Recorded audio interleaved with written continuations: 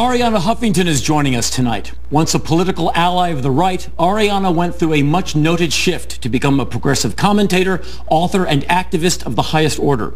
Arianna is on a quick path to dominating the web with the Huffington Post, a blog that combines political, lifestyle, cultural news, and opinion. And we're more than happy to have her on the show tonight. Arianna, thank you for coming by. Thank you. It's great to be here. Thank you. Years ago, I was watching television, and I forget what show it was, but there you were, and you said, and I'm semi-quoting you, you said, I just watched Pat Buchanan speak, and I think I preferred his speech when he did it in the original German. And whatever was in my mouth shot violently through my nose, and I've wanted to meet you ever since. So, thank you for being here. Thank you. Years ago, you went through a very interesting political transformation as a very vocal and visible Republican to, I guess, what we could call a progressive and very left-leaning Democrat. Was there a trigger or a tipping point that provoked this change? Yes, it was about 10 years ago. Al Franken says it was because I did Strange Bedfellows with him in bed, which was like political commentary from the two conventions in '96 in Chicago and in San Diego.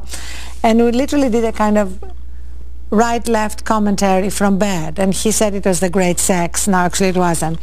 The truth is that I was always like a social progressive in terms of being pro-gay rights, pro-choice, pro-gun control. So my republicanism had to do with what I thought the role of government was.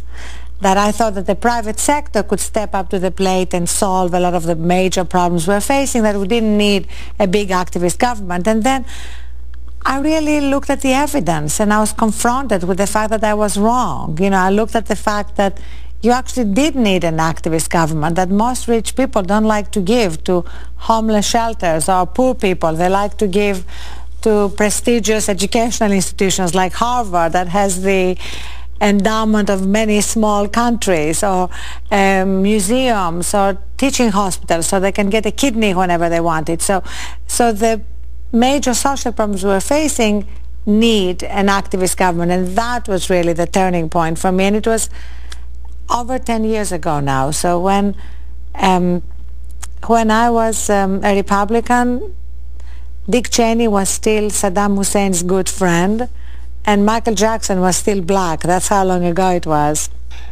Do you think that there are Republicans, high-level Republicans, congressmen, what have you, who would like to switch over? Maybe they might want to take a walk over the line to join the other side. Do you think there are people who feel that? Yes, but there are also people who want to work from within and change the Republican Party.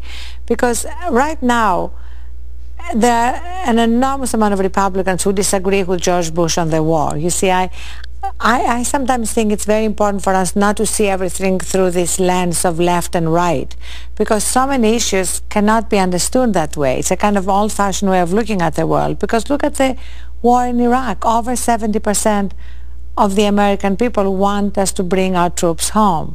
So that's not obviously just the left, right? And yet one of my problems with mainstream media is that they often present the problem as though this is the left wing that wants us to get out of Iraq, but it's not.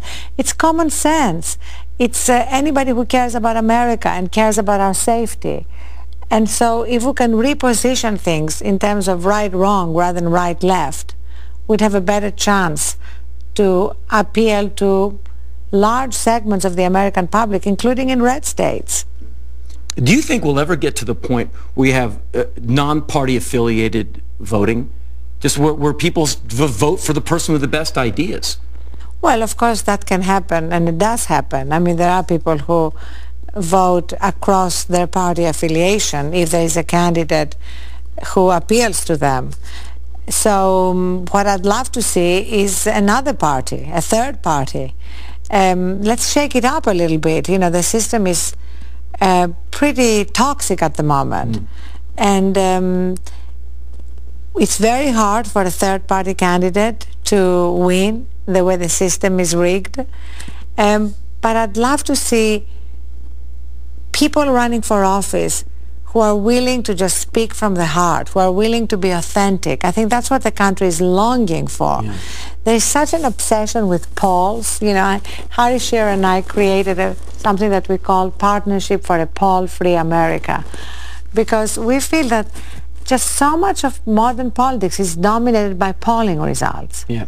And yet the majority of people don't even talk to pollsters. Do you know that the dirty little secret of pollsters is that over 35% of people who are called agree to respond, and the rest don't even talk to pollsters. They have better things to do than talking to strangers at night for no money. And yet the small unrepresentative minority of bored and lonely Americans who talk to pollsters, you know, determine what we all discuss, you know, what we all are supposed to believe.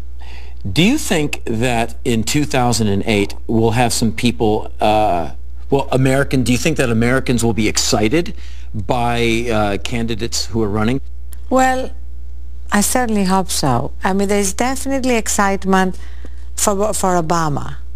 You know, I've been around, I heard him speak to thousands of people, and he does excite people. He's an inspirational leader. And if he can make sure that he doesn't allow consultants and pollsters to overpackage him, I think he is a very different kind of leader. And he's in sharp contrast to Hillary Clinton, who, much though I would love to see a woman president, is so calculating about everything, so triangulating, so careful about every word, that you have the sense that she's lost touch with who she really is and what she cares about and what she's willing to lose for. I always kind of want to ask every politician running, what are you willing to lose for? You know, what is so important to you that you wouldn't give up believing it or talking about it, even if it meant losing the election?